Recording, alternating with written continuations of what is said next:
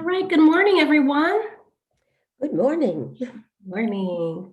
All right, Good morning. yes. So we are going to get started. I did get some emails from folks who, things come up but everyone is very grateful for the recording. So please Yes. know that, so we are recording.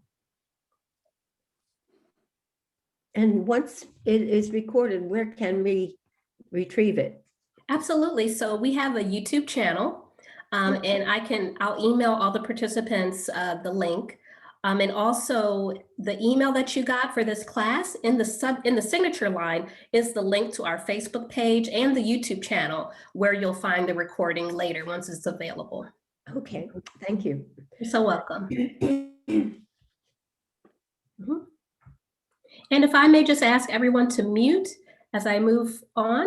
Sure. Thank you.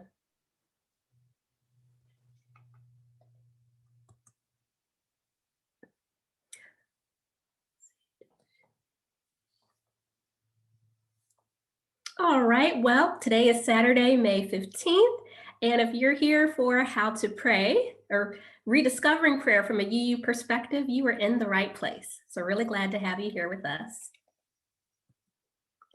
And this class is brought to you by the Unitarian Universalist Church called Paint Branch, and we're located in Adelphi, Maryland. We would love to have you come and visit us on Sundays. We have service at 10 a.m. on Zoom. And to find that link to our Sunday services that start at 10 a.m. and go to about 11 a.m., you can go to our Facebook page there, or you can just shoot me an email and I'm happy to give you the link to visit us on Sundays at Zoom.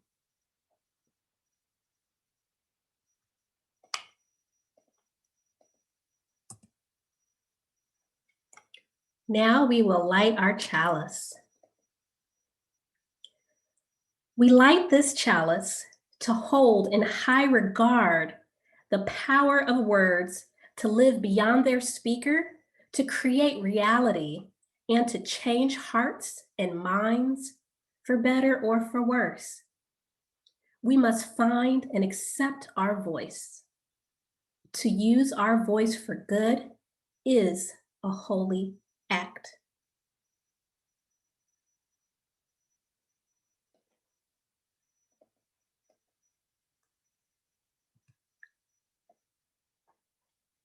Question, and y'all can unmute now. How do Unitarian Universalists start a prayer? How do we start a prayer?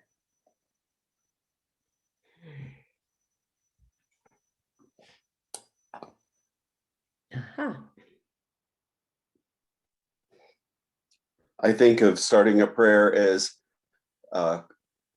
being non-deist, like not to call on a specific deity, but to call on the divine or the creator or something like that.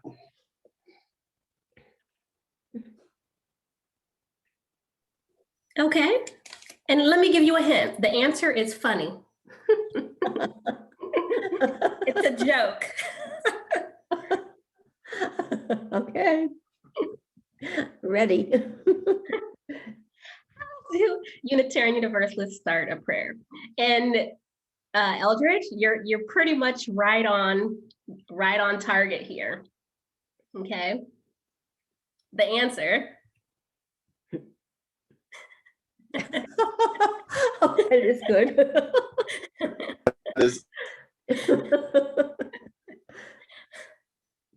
To whom it may concern. That is awesome. That's totally awesome. Unitarian Universalists. What do we believe? What do we believe about prayer? What do we believe about anything? I'm pretty much a lifelong UU, and I don't always think about what other faiths and people think about us, but sometimes they see UUs as the faith of whatever. I don't know. And that's not true. It's not true.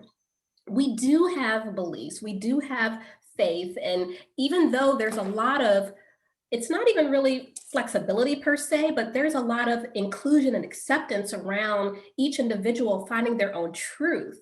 But that doesn't mean that we're just like, I don't know, that's just not true. It's an exaggeration, but this is a little funny graphic I found that some people online use to pick fun at us as Unitarian Universalists. So this class is about prayer from a UU perspective. And so even though there's a lot of, again, flexibility per se around how UUs perceive prayer, we're gonna dive a little deep into that and see exactly what that may mean. Each of us will find our own meanings.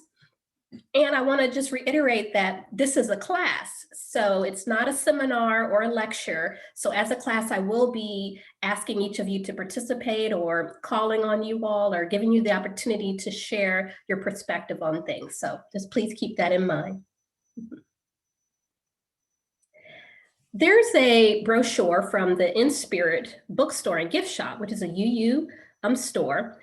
And there's a brochure called UU Views of Prayer. And in this brochure, there's different quotes from folks about how they view prayer from a UU perspective.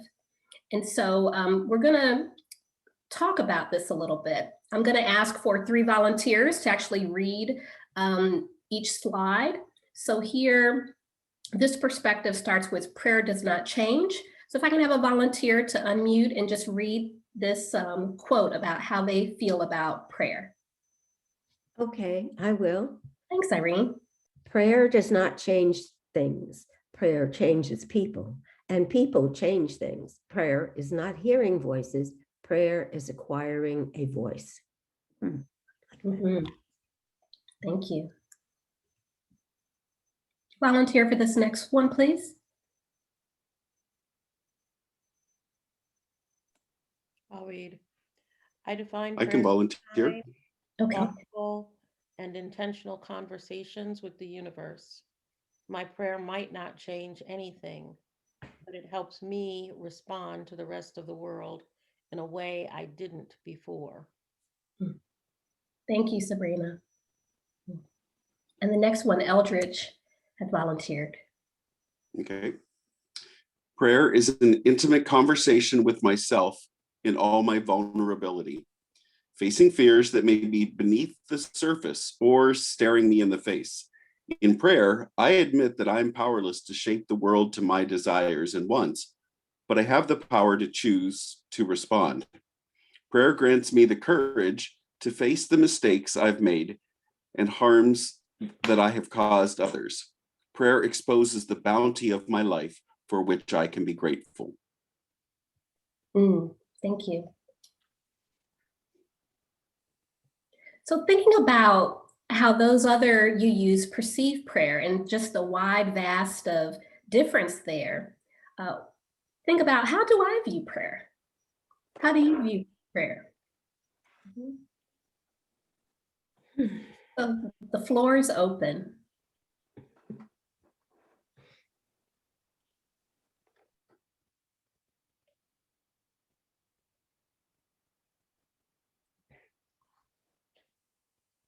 Sometimes it's joyful and thankful, and other times it's kind of longing and wrestling, a plea. Very good. Thank you.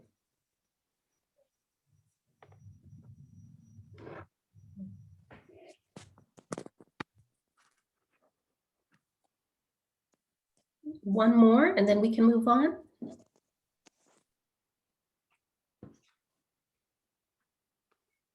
Grateful. Mm-hmm. Yes. Thank you.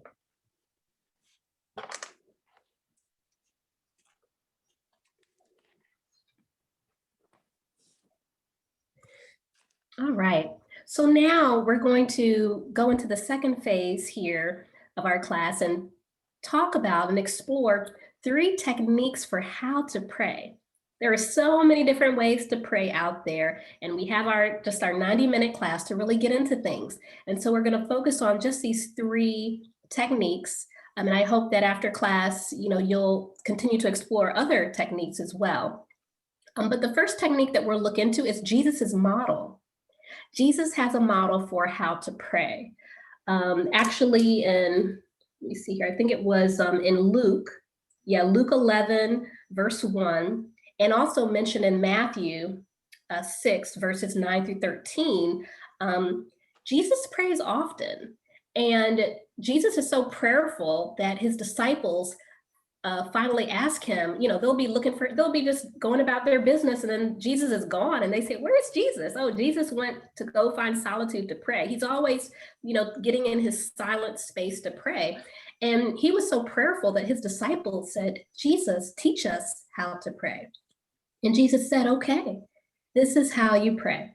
And so this first model is Jesus's model in how to pray. We'll explore that. In Jesus's model, it's called the Lord's Prayer. And then we're going to look at Reverend Gary Lee Smith's 5-point format for praying. And I learned about this from a Meadville Lombard class that I just finished up.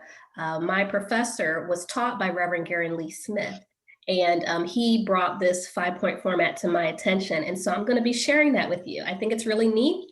And this 5-point format is particularly helpful, I think, when it comes to praying in public and off the cuff, unscheduled prayer. So it's a really good format when someone just says, "Hey, can you pray?" And it really just helps you to pray really thoughtfully. And then finally, we'll look at a third technique, affirmations as prayer. And many times we think of affirmations as positive statements. And so we'll look at that as a form of prayer as well. Okay, so Jesus's model. In the Lord's Prayer that Jesus uses as a model for how to pray, he starts off by just kind of stating the awesomeness of what I'm calling the spirit of life, and what we have different names for, God, some people say. He starts by just saying how awesome and wonderful that higher power is. And then he goes into recognizing how that power provides for our physical sustenance, and then how we should acknowledge our humbleness and imperfections. And then finally, at the end, in the Lord's Prayer, he teaches us to request the strength we need to overcome the inherent challenges that we experience living in this world. Okay. So here is the Lord's Prayer. So when Jesus says, "This is how you pray," this is what he tells us. And I know many of us have probably heard this before. I'll just take a minute so that we can take a look at this.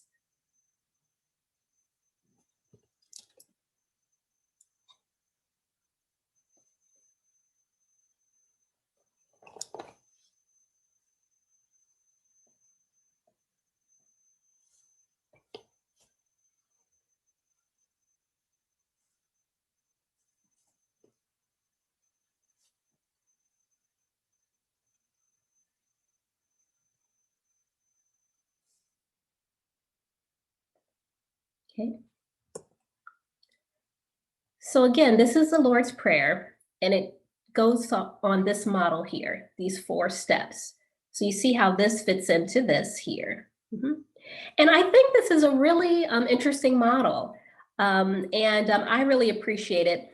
And I know a couple of years ago, my kids were going to a little daycare, and they would pray a lot. So whenever they had a little snack, they would pray. Whenever it was lunchtime, they would pray. And so my kids, I have an 8 and a 6-year-old, they would come home wanting to pray. As soon as we pulled out food, they say, oh, I want to pray. And then the prayer that they said was, "God is good, God is great. Let us thank him for our food. By his hands we are all fed. Give us, Lord, our daily bread." That was what they learned in their little daycare. And I think that is a very cute and sweet and short prayer. But it wasn't the prayer that I wanted my children to memorize and recite. I wanted something a little different for them. But I couldn't blame them for learning that prayer, because I certainly didn't teach them one. So I started looking for a prayer that my children could learn and that they could recite during meals or whatever time. And I couldn't find one that really met the needs that I had. I didn't want it to be too complex or too long. I wanted it to be kind of simple, like the one that they learned in daycare. So what I did was I took Jesus's model for creating a prayer, stating the awesomeness of the spirit of life, recognizing how they provide for our sustenance, acknowledging our humbleness and imperfection, and then requesting the strength that we need to overcome just the inherent challenges that we face in the world. Ebony, So, yes. if I may. I come from a long Christian background, and one of the things that we learned was the acronym ACTS, ACTS. A for adoration, C for confession, T for thanks, and S for supplication. Mm. If you see that it's the same model that you're talking about, that's the essence of it, but it's using a mnemonic device makes it a little bit easier than having to remember the specifics. And quite frankly, I have continued even as a UU to use a very similar format. Yeah, it works very well for me. I like that so much. Thank you. Would it be all right if I include that in our notes, the class notes? It's fine with me. I can't take credit for it. Mhm. I learned it a million years ago. Yeah, that's great. Right. Thank you. Could you repeat those again? ACTS? Adoration? Yes, A for adoration, Mhm. C for confession. So basically, that's the humility piece and Mhm. getting it that, Correct. yeah, and then T for thankfulness, that's the gratitude for, the blessings that you have if you view things as blessings. And then S is supplication, and that's basically just asking for what it is that you'd like to see happen. Cool. Thank you. Love that. Thank you. Mhm. Great. Thank you, Sabrina. So here is, in this slide here is the prayer that I wrote for my children and for my family to use, using the ACTS model that Jesus teaches us how to pray. And it just says, blessed radiance, compassionate and holy. We thank you for always providing for our body and spirit. We thank you for always holding us in grace and unity. Give us courage, truth, and joy. Amen.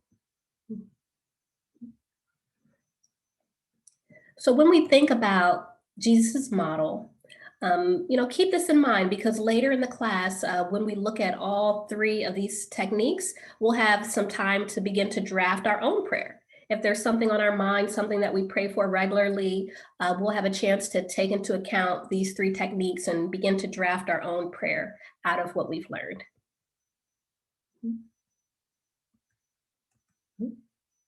So how does the method of prayer Jesus taught resonate or not?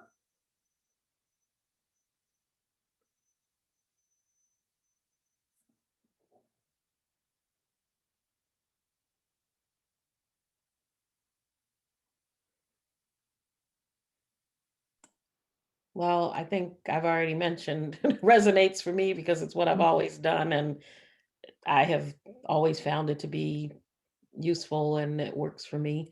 And I guess it's just out of curiosity is why I came to the class to get a sense of like what are some other models or what is it that other people do, because other than when you hear people praying aloud in various settings, you don't really know what people do when they pray. It's generally, other than gatherings and that sort of thing, prayer is typically private. Mhm. So, Yeah. I grew up fundamentalist, very conservative Christian. And so some of these models, I don't like to use the word trigger, but they put me into they put me in the Wayback Machine.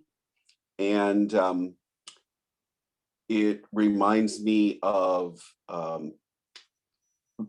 sometimes very coercive and repetitious kinds of things. So I always try to find a different model of praying that usually starts with finding 2 or 3 words that mention or invoke the essence of what I'd like to do. Like I'm thankful, I'm thankful, I'm thankful, I'm thankful, something like that to get me started. And my prayer is more chanting and more mantra-like. Mm-hmm. Okay. Thank you. All right. So now we'll take a look at the second technique, Reverend Gary Lee Smith's 5-point format. So as I mentioned, I learned about his format in a seminary class that I just finished up, and my instructor was Reverend David Schwartz.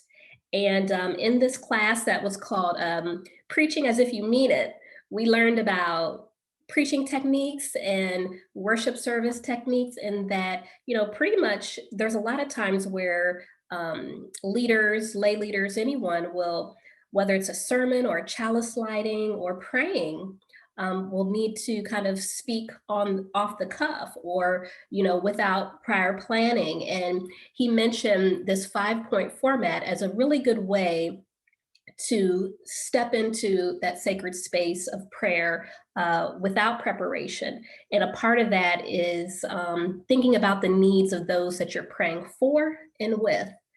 So the first step in this format is to who or what. And again, this touches on Jesus's model as well. What is that higher power? Or what is that something above ourselves? And then who are we? We're the people of what? Who are we? What are we in need of? And then looking at it from a larger perspective of what does the world need? And then giving thanks. So these 5 points can be really helpful, and again, in that kind of off the cuff prayer. And my professor, Reverend David Schwartz, he co-ministers with his wife at First Unitarian Church of Chicago. And his wife created a video on these 5 points where she references Reverend Gary Lee as well. And I'm going to show you a clip of that video. And I'm going to put the link to the video in our class notes. It's a very short video. It's, well, not short, but it's 10 minutes. So we're just going to watch a little part where she's going to review these 5 pieces here, just briefly say the names, and then give you an example, which is the main part I want to show in the video, is an example of what does this look like in practice so that you can see it. Okay, so bear with me while I shift my screen a little bit.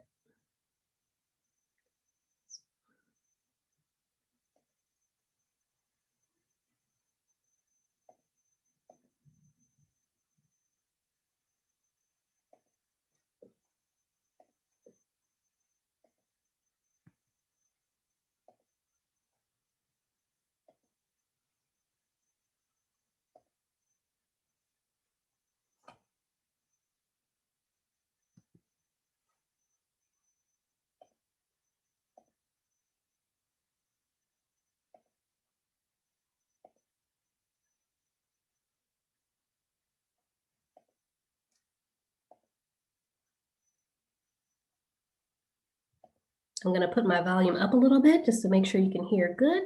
Oops. Did you all hear that? Okay, good. So to review, the 5 steps are who. Who are we addressing our prayer to? Who are we? What we need, that could be individual or collectively. What the world needs. Let's give it a go. Spirit of life. Life force that makes the root go down and the leaf go up. That force in the cosmos of space-time and gravity. God. That beyond understanding, beyond words, known by many names. We bring the cares of our hearts and the concerns of our mind forward today. We are a people tired and worried in the midst of a pandemic. We're isolated from one another, or we may be too close to those closest to us. Our world is out of balance and upside down, and we don't know the way forward. We may be afraid. We may be sad. In moments of joy, we may feel a bit of guilt. We are people of many feelings. We hold that in our hearts. We need to be comforted. May we have solace in knowing that we're not alone. May we know that small acts of kindness matter, both to the giver and to the recipient. Grant us peace in our day, and peace of mind and heart in our evenings, that we may be of greater service to those around us and be an agent of peace in the world. For we know the world needs people of calm mind, gentle service, and calm hearts. And with this, we give thanks. We give thanks for another day, another opportunity of blue sky and sunshine, or rain that waters the flowers and grass. Days of sorrow and days of joy, each being alive with the air we breathe and our hope in this moment, and knowing that as a church community, we are together, we are one, and for this, we are most grateful. May it be so, and amen.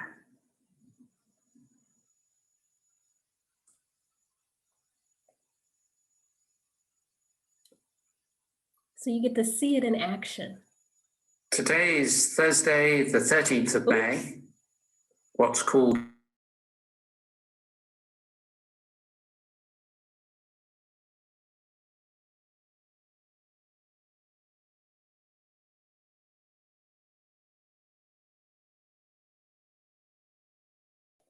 All right, I'm going to share my screen to get back to our slides. Oh, and let me put the link. I just put the link to the video we just watched in the chat, and it'll also be in the notes, the class notes. All right. So those are Gary Lee Smith's, Reverend Gary Lee Smith's 5-point format and what it looks like in practice. Now, affirmations as prayer. Affirmations, we think about them as positive statements, and there's a consensus in general that they can help us to challenge and overcome negativity, positive self-talk. I'm just letting someone else into the room. Someone just came in, all right. And also affirmations as prayer. Science tells us that our brains can't always tell between reality and imagination. And this is actually something that we can use to our advantage. So this is another reason why affirmations as prayer can be helpful. So scientifically, when we think something, it can help spur action. And regular repetition helps us to truly believe. And when we believe, our actions often follow. And my personal take on it is that I feel that words are power, and that when we speak something into being, particularly in the form of a prayer, we are literally creating and moving the energy of the universe. So not everyone feels that way, but that's the way that I perceive things. And I think it's really interesting how when we first talked about what some UUs think about prayer in the very beginning, there's a lot of differences there. But one thing that seems like a theme throughout all of that, and then based on some of what you have shared already, prayer is important. Prayer itself matters, and it's worthwhile. And whether it impacts us personally or the greater world, it's still something that's worthwhile. So that's something consistent that I think as UUs we can take as a shared perspective. And I really like affirmations. And here are some examples of affirmations as prayer. I've written, I think I have 9 affirmations that I use as prayer, and I've shared 4 of them here with you. They're the first 4 here. And the last one, it's not an affirmation prayer that I use, but it's one that I think is a really good example. So I'm just gonna give us a moment to look at these examples here.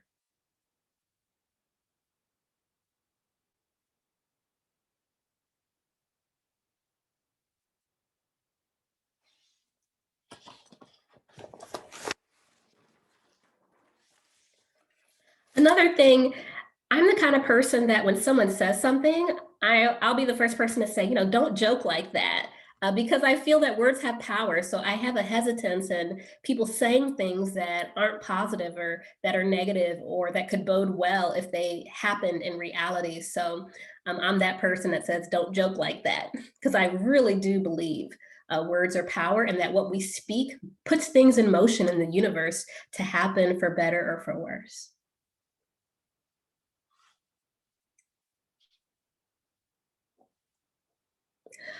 Another thing about affirmations of prayer that I wanted to share, one of my spiritual practices and one of the ways that I pray, I have this right here. It's a card deck. It's called I Can Do It by Louise Hay. There's lots of cards here. They're very beautiful. They have pretty designs. And I use these cards to pray. One card says, I am even-tempered and emotionally well-balanced. I am at ease with myself, and I am at ease with other people. I now do work I love, and I am well paid for it. I am appreciated and well compensated wherever I work. And so there are many different cards about different topics of our lives and personal lives. Life is very simple. What I give out comes back to me. Today, I choose to give love. I move from one poverty thinking to prosperity thinking, and my finances reflect this change. So sometimes at night, I'll pull out a card that resonates with how I'm feeling that day, with whatever's on my mind. These cards have various topics from finances to love, to wealth, forgiveness, creativity, overcoming stress. And so I pray and I meditate using these cards. And I'll also put this in the chat as well. So these are affirmation cards that you can use for a variety of purposes.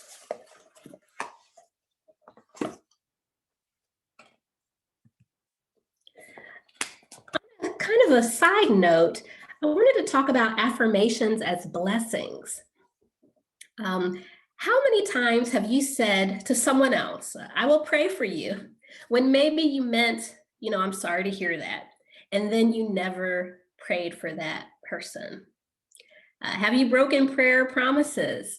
I know that I have. I've said, I'll pray for you, or, I'll send whatever good karma and prayers, and then I just don't. I forget, that doesn't make me feel good. And so I am personally working on an alternative for that. Affirmations as blessings, trying to do more blessings than just telling someone I'm going to pray and then probably not doing it. So here's some examples I just wanted to share of some blessings that we can say to others who we want to bless. And in my perspective, I do think that we have a spark of divine within us. And by giving prayer to others, affirmations as blessings, we're helping to move the universe in the direction that can help other people. So here's just some examples of that. And if I may have a volunteer to read the first 3, and then another volunteer to read another 3, and then we'll move on.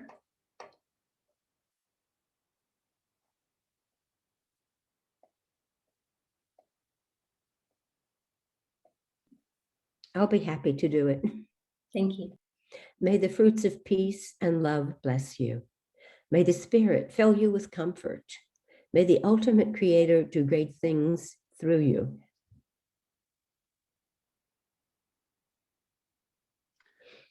May the winds of change continue to support you through this transition/joy. May you be surrounded in love and peace during this challenging time / as you move onward. May you have peace. Insert name. Thank you. So I'd like to hear your thoughts about affirmations as blessings, or instead of saying, or maybe in addition to saying, I will pray for you, maybe offering a blessing to them instead. How do you feel about that? Do you feel that we have something within us to give a blessing to others? Have you ever broken prayer promises? So just want to know some of your thoughts about this.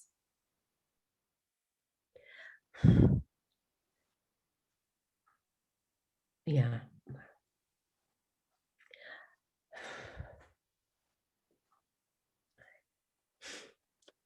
I think this, okay. Thank you, Irene, and then Eldridge. Okay. Yeah, I think this is very pertinent to my life right now. My daughter's mother-in-law is really facing very serious medical problems. And I did say something in a card to her that I will pray for you. And I think since I don't really pray like that, these will help me very much. Like, may you have peace, or may you be surrounded by love and peace, peace, right? The same thing. But yeah. So next time I'm going to put that in what I send to her. Thank you for sharing that, Irene. And before Eldridge, I just want to share that Victor in the chat says, we all have the power to bless another, as long as we have the intentions behind it to back up our words and mean it. I love that. I love that, Victor. That's deep. And then he says, to whom it may concern, please pass along a blessing to X.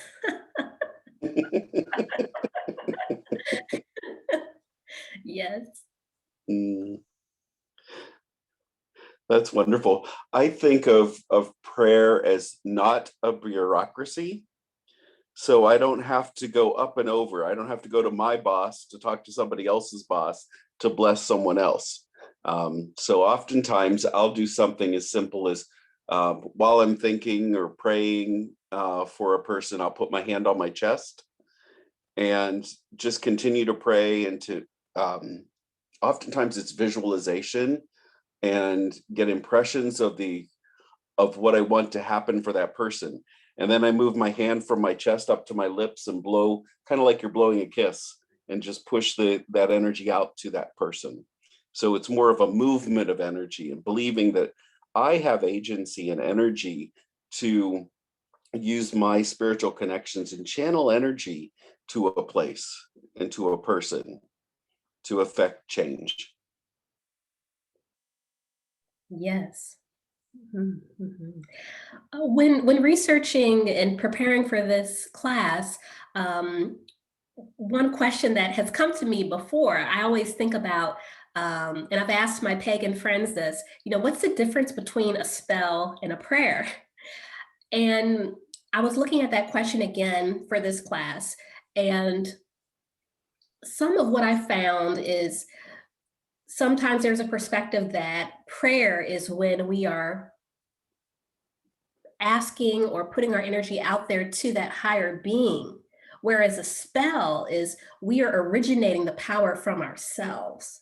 We have that agency. I'm casting a spell from within my own autonomy and whatnot. And I'm not sure how true that is or not, because we all have our own meaning, but I found it very fascinating and very interesting, and just want to share that, and any thoughts about that. And Eldridge, I think I know you consider yourself, you identify as pagan as well, so I'd love to hear your perspective on that. Yeah, I do believe in the power of prayer.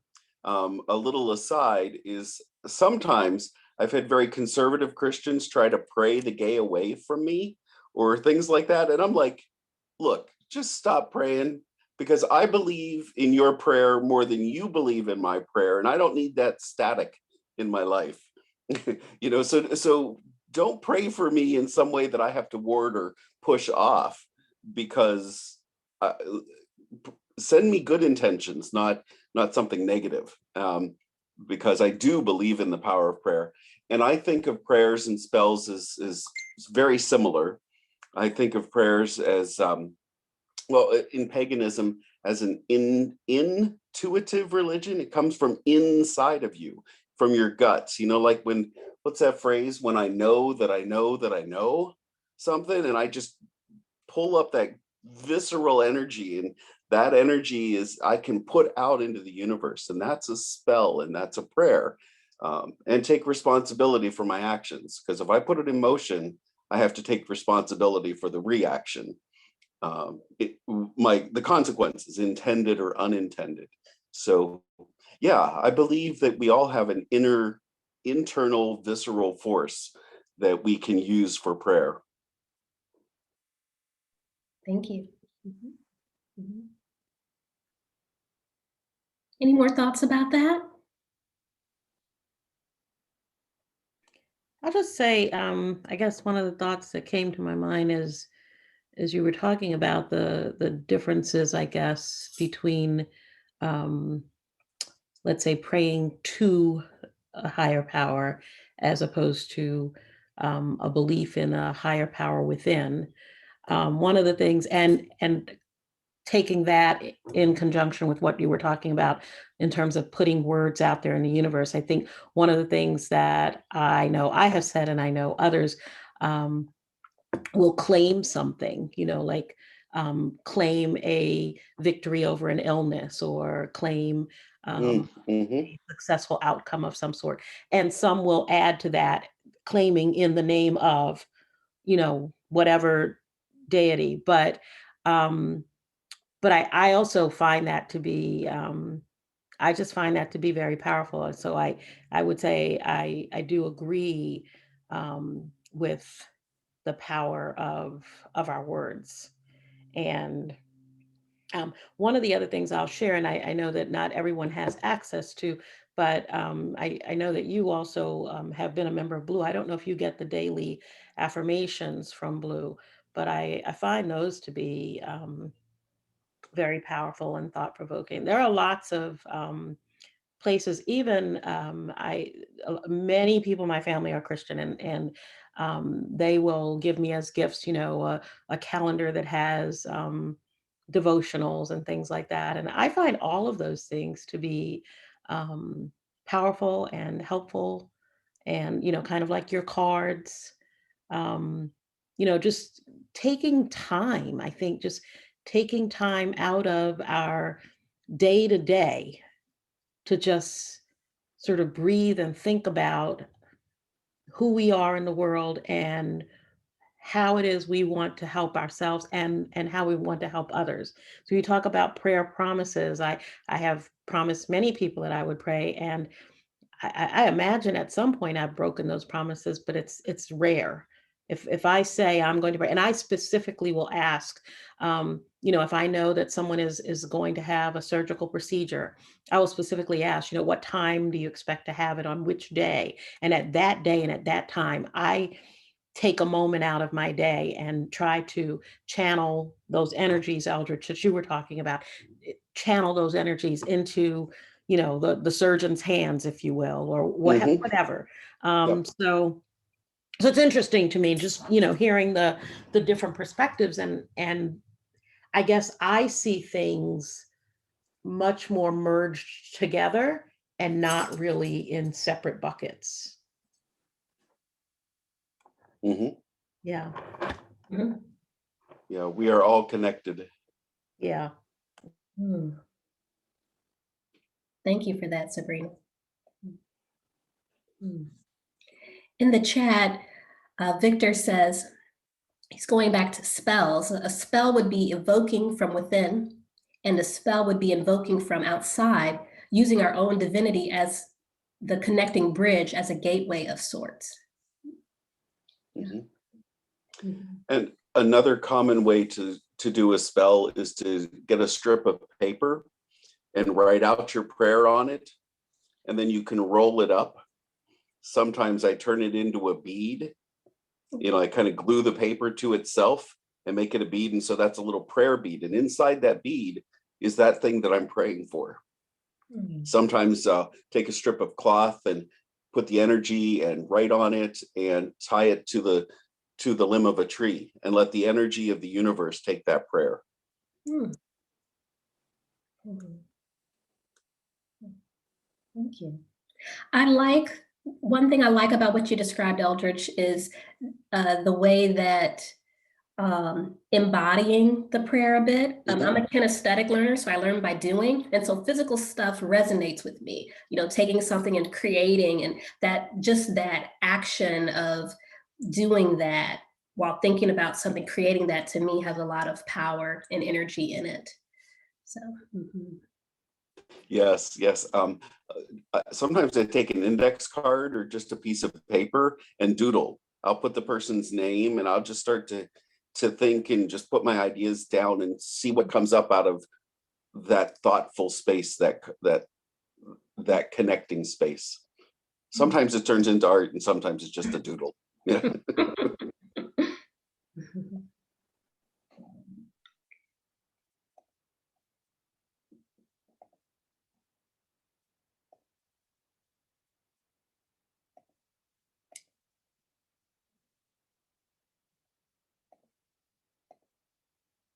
all right, so I've just shared my screen again.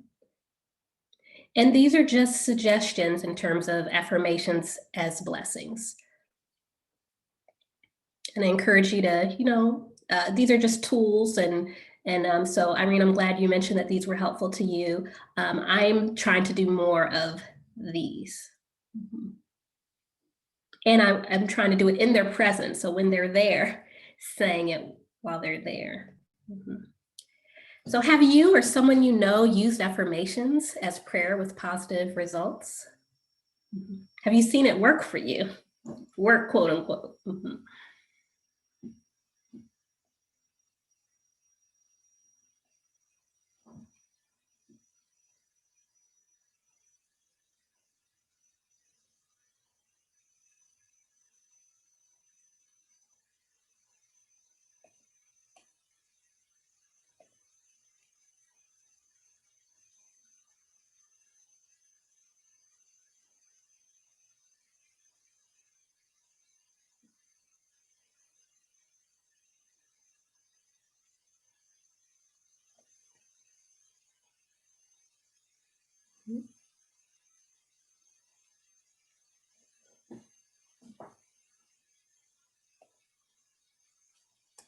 All right. So I'll go on to our activity.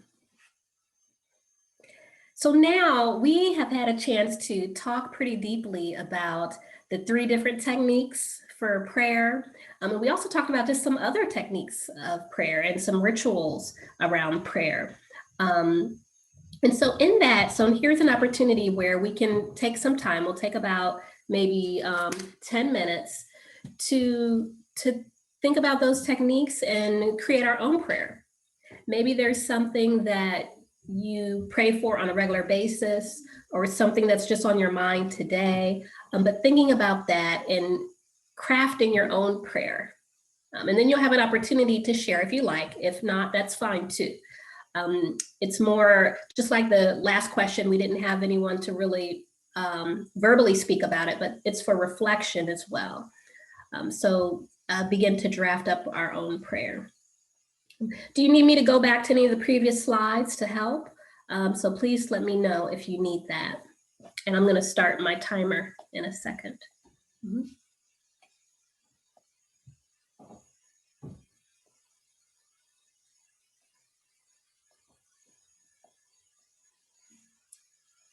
Okay. All right. So it's 10:55, so about 11:05, we will come back. Mhm.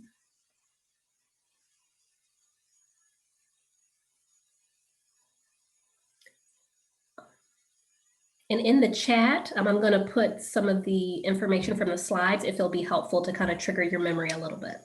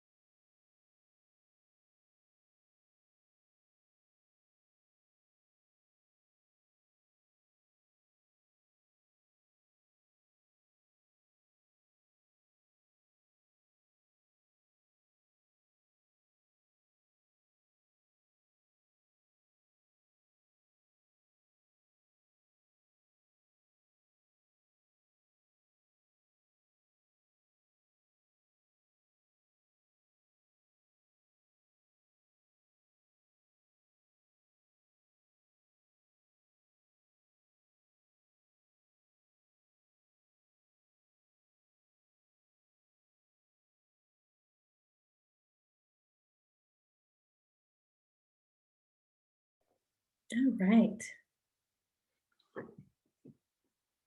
How did that go? How did that feel?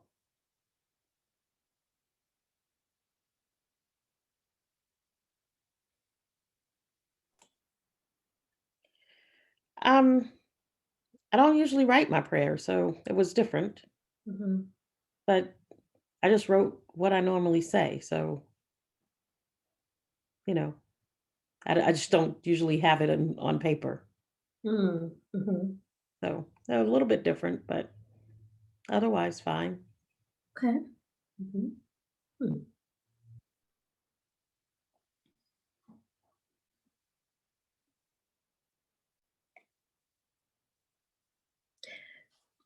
Sabrina, what you just said, as I was thinking about how what stuck out to me is how you said you wrote what you normally say anyway.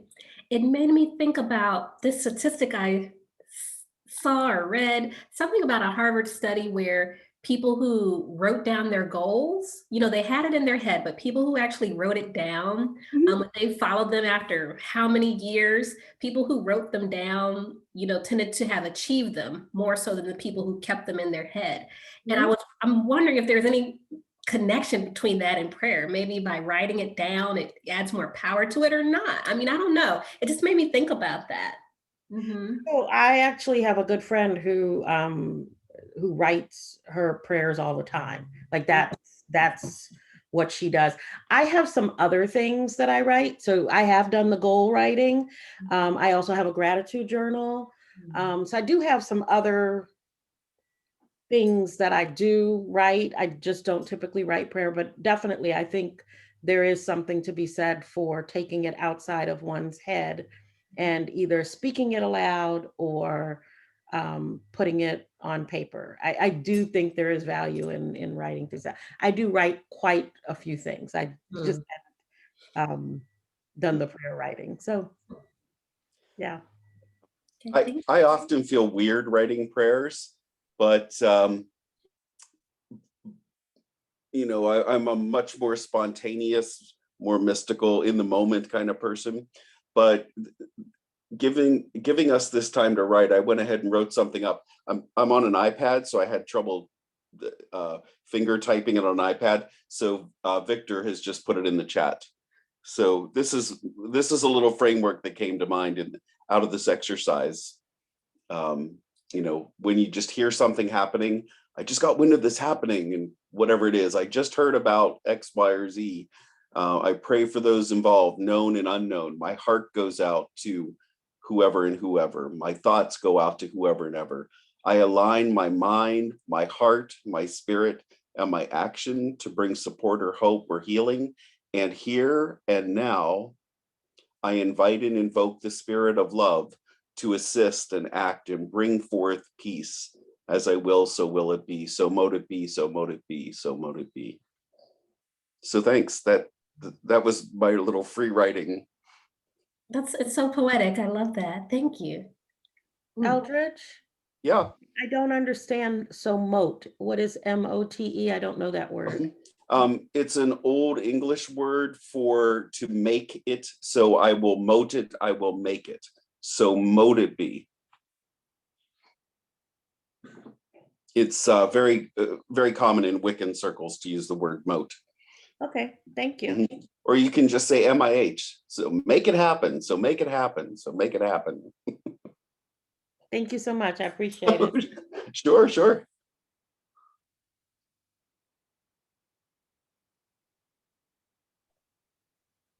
Victor, Mike, or Irene, would you like to share anything about the prayer you wrote? You could read it or not, or just talk about the process.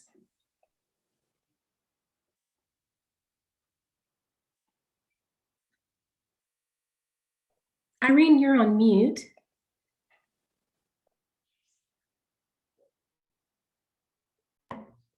Well, I think I will just read it. It's because, and then maybe try to explain the process. Okay.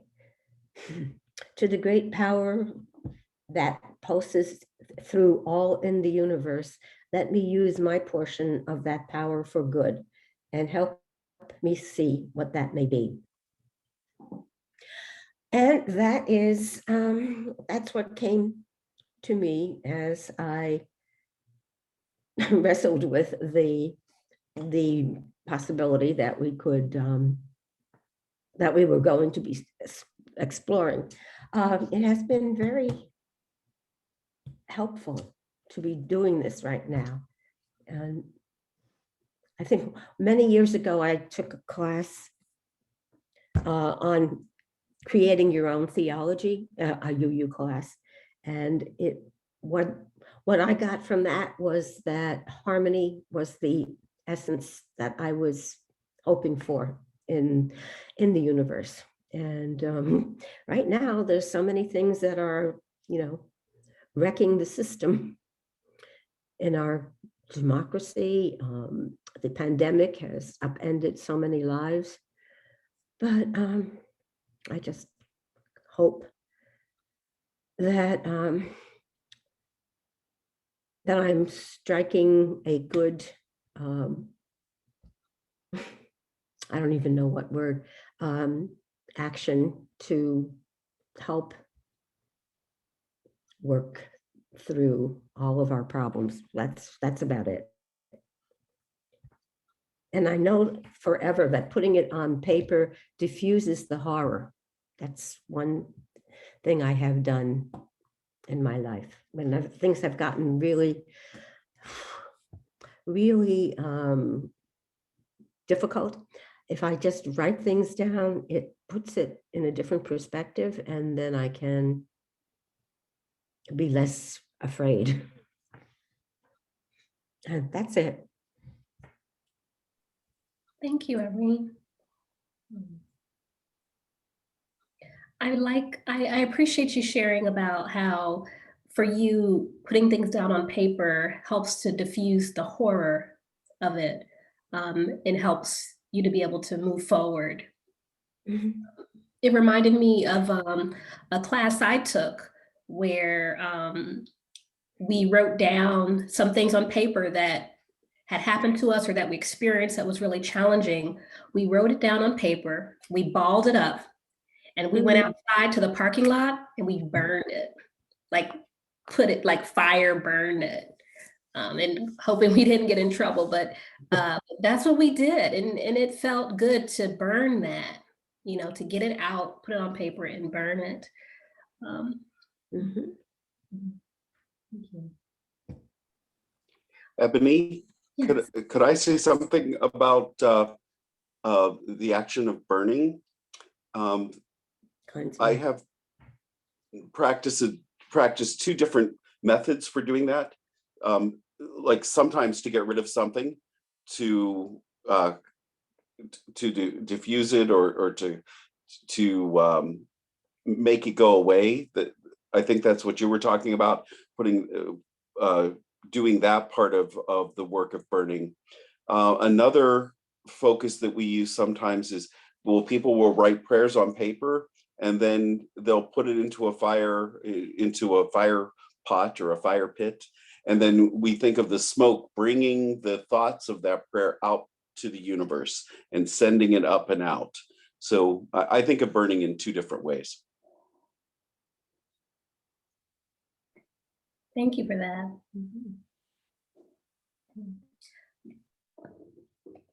Victor, I think I saw something in the chat for you. Would you like to read it, or would you like us to read it for you?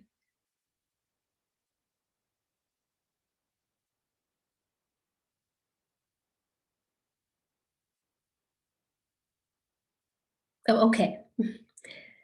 He said he's on mute and his partner is sleeping, so we can read it. All right. Victor writes, "To whom it may concern, I pray for wisdom and guidance so that I may learn from my mistakes, to grow into a better person, and to use the sufferings I have endured to spare others through guidance. So mote it be."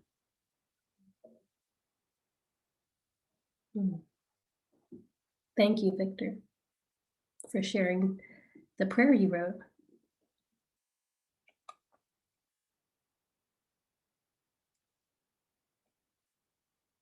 Mike, would you like to share anything, the prayer you wrote or how you felt writing it, or any thoughts or feelings around the experience?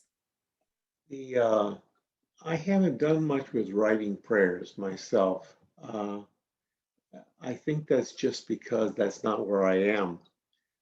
Something to file in the file cabinet and decide to try later on. Most of my prayers, like Eldridge, are spontaneous. I do pray during the day. Okay, thank you, Mike. Yep. Okay, so I'm going to share my screen again.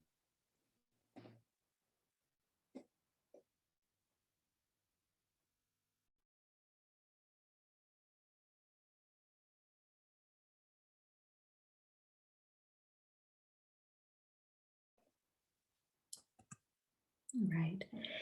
Now, we're shifting gears a little bit, and we can reflect on this question. I invite you to reflect on this question. How can we pray authentically in public and powerfully in private?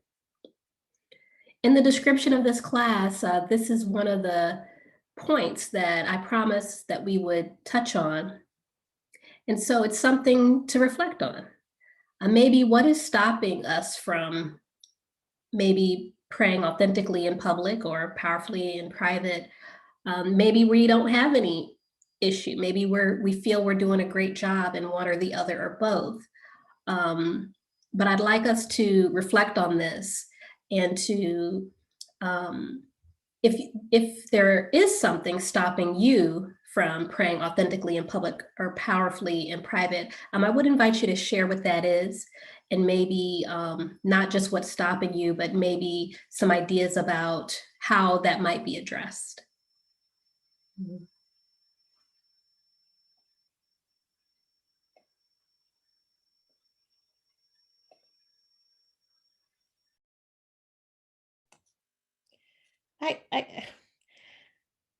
The question that comes to my mind, though, is when you say what's stopping us, maybe some people just don't want to. And I mean, I think that's fine. There are people that are just not comfortable praying in public, no matter what the circumstance, no matter what their belief system. And there are people that don't pray at all. And I think all of that is fine. I think, that if that's what works for them, that's what works for them. So I don't necessarily think of it as the last question is the one that kind of, I'm thinking, what's stopping us? My question would be, is this something we want to do? And then if the answer to that is yes, then maybe asking the question, what's stopping us? But the answer to that could be, no, I'm fine with however it is I pray or don't pray. Thank you for naming that, Sabrina. Absolutely. What you shared reminds me of, I have an uncle by marriage. He recently passed in the past maybe 5 or so months, but he was a deacon in the Catholic Church. And whenever there were, Thanksgiving, Christmas, whenever there were family holidays or even barbecues, and we were going to pray before we ate, he was like our designated faith leader of the family, because he was a deacon. So we were like, well, if someone's going to pray, we want him to do it, because he's got that spiritual lava, or he's got that, connection to the divine. We call him Uncle Tom. So when people were hungry and we were about to eat, oh, go find Uncle Tom, so he could pray over the food. So he was like our designated person, and he would pray well, and we received it well. And there were others who just, that was not their thing. That was not their desire. They went to go get Uncle Tom. He was the person. So yeah, if we want to be that person in our family or in our circle, then yes, it's something to work on. But if that's not for us, that's fine too.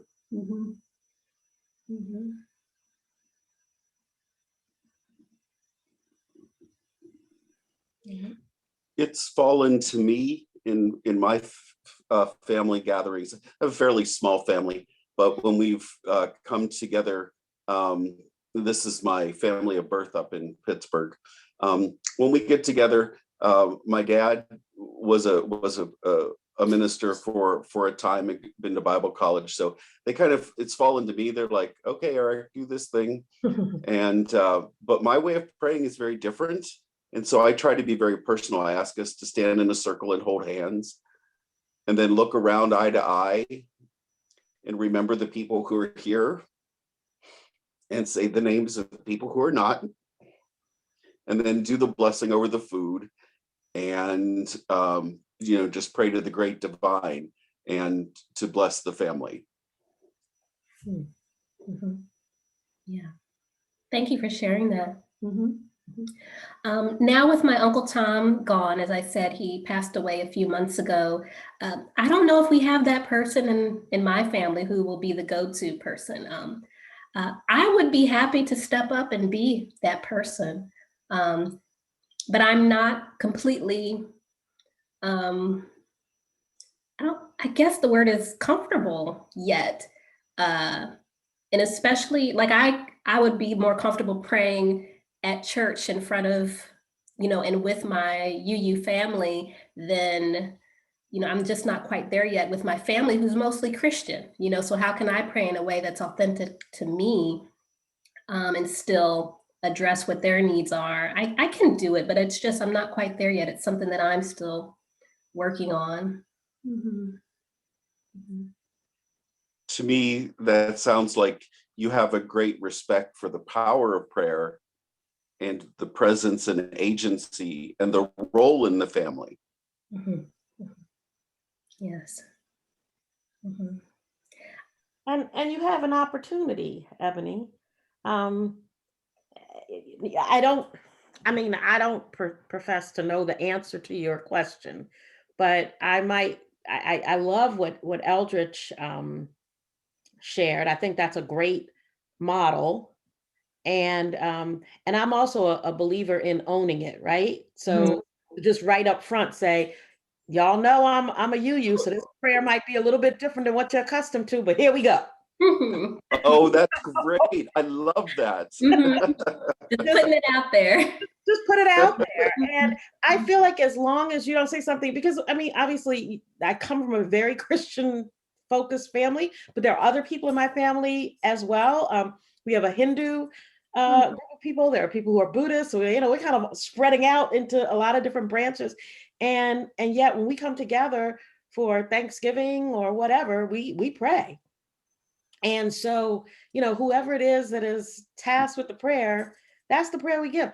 I have it was written, I think, by a UU minister. I can't remember. It's like it's for the gardens or something. I can't remember the name of it, but I have it. It's written down, and that's how I started by just doing something that was written in advance, and that was helpful because I did not want to upset or offend the great aunties, and I didn't want everybody to be like, what the kind of prayer is that? We can't eat till we've been prayed over.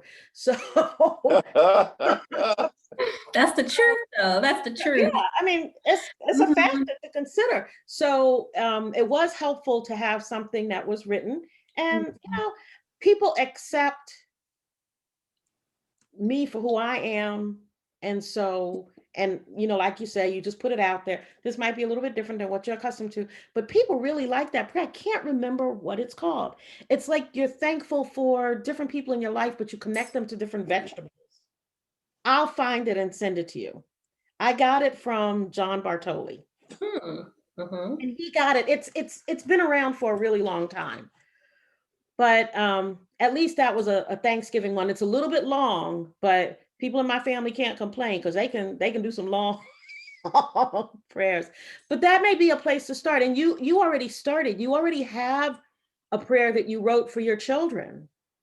And so you can say, well, we're gonna pray today, and you and Amethyst and Onyx can sort of lead the way, hold hands in that circle, and recite that prayer that's already very familiar to you, and you're already comfortable with it. And so what's the worst that could happen? It's true. Yeah. Yeah. I think sometimes when we do public praying, for some people it's too personal, and for some people it's too performative. Like somebody's just got to say the thing and say the words, and if you don't say those words, then it's not a prayer. So there's an interesting dynamic that goes on. And yet when you're praying in a group, you're not preventing anybody from saying their own prayer privately. True. So, Yep. if your prayer doesn't work for everybody else, they can sure enough say their own. True. My grandma had a prayer. She came from a family of like 10 kids, and her prayer was, and she'd make a joke of it. She goes, Father, Son, and Holy Ghost, who eats the fastest gets the most. I love it. And sometimes even that silly prayer allows people to be together. Thank you.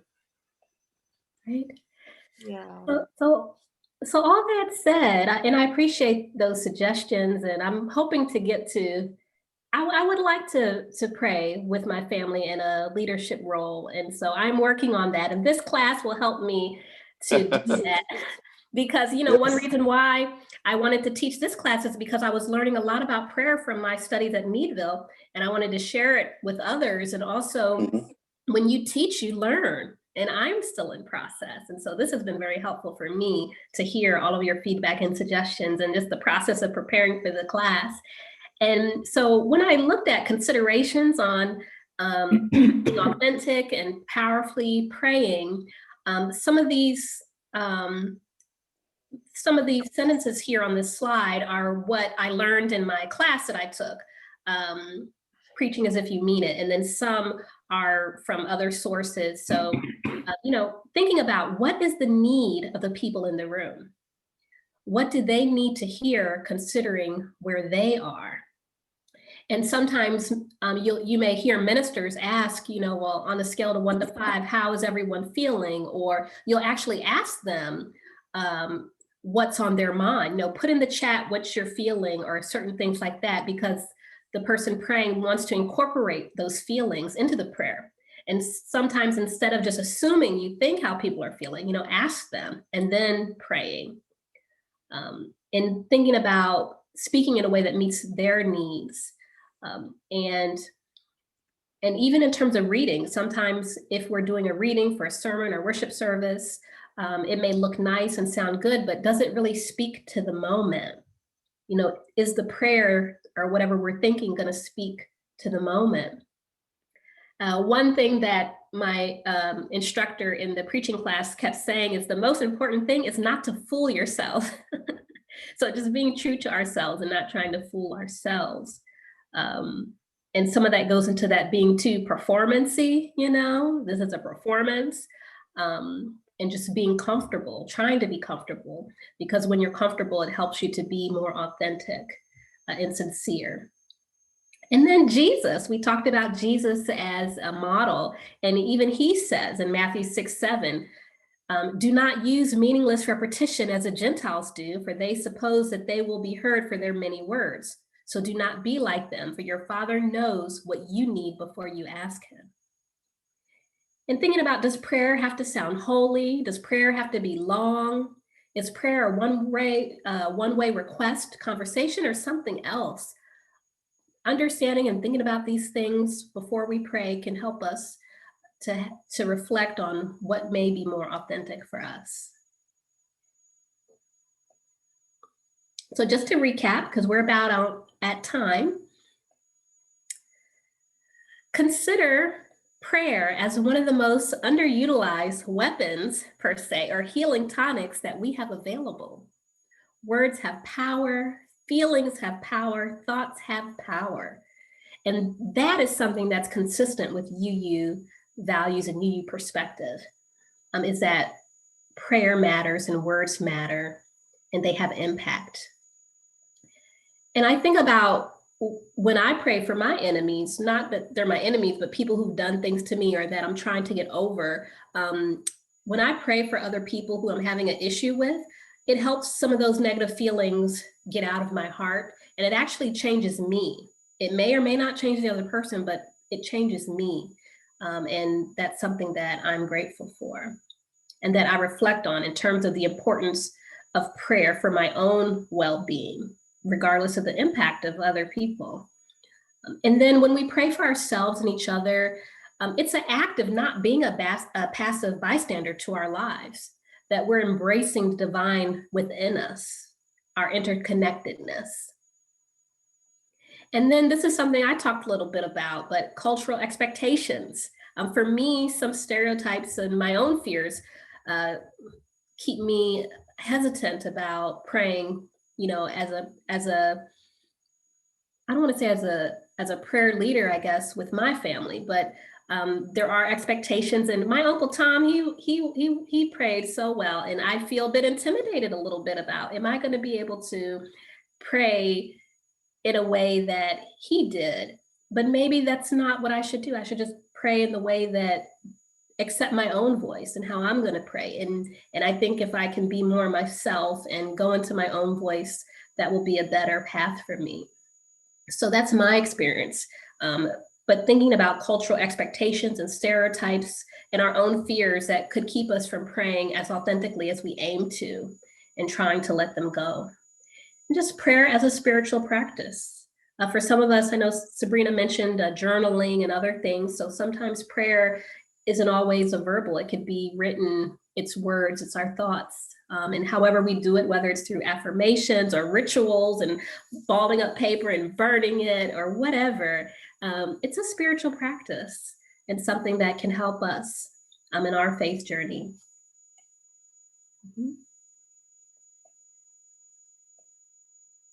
So now we extinguish our chalice. Oops, here we go. This is a quote of Yehuda Berg, and he says, "Words have energy and power with the ability to help, to heal, to hinder, to hurt, to harm, to humiliate, and to humble." Amen.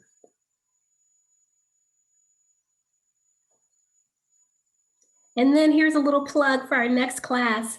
I was just in touch with Raj this past week. He emailed me a few times as he and I are preparing for Hinduism. There's going to be 2 sessions. Each session is our typical 90 minutes. And Thursday, May 20th and Thursday, May 27th, Raj is going to be speaking to us and teaching us about Hinduism. And he is a Hindu UU. And so this is his sweet spot. He's so excited to talk to us about Hinduism. And also, he's going to be a guest speaker at Paint Branch Unitarian Universalist Church later in July, I believe. So attending this Hinduism class is a really good precursor to the sermon that he's going to give in July. So I highly recommend that everyone attend, and it's going to be a great class.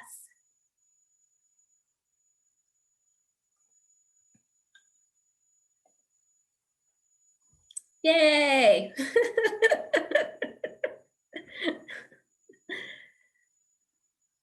All right, so I'm going to stop recording now.